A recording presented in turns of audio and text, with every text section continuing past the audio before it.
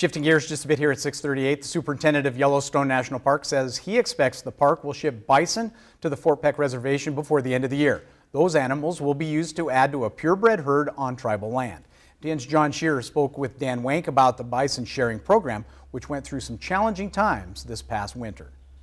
Really, we had to start over. Yellowstone National Park Superintendent Dan Wank is talking about the program to quarantine bison to share with Montana's Fort Peck tribe.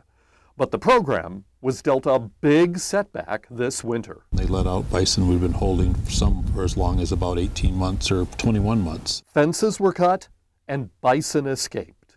That really is a violation of the protocols, so you really have to start over again. There are now 70 male and 25 female bison being tested and retested to make sure they don't have brucellosis.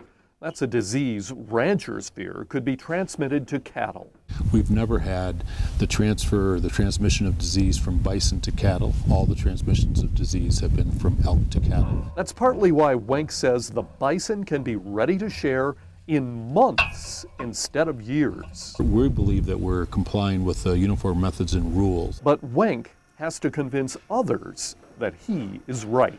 We're in negotiations now with the state of Montana, APHIS, as well as the tribes at Fort Peck. But Wank is optimistic. So I think we're going to meet all the standards that are out there. When you talk to Park Superintendent Dan Wank, you quickly learn that he really likes Yellowstone.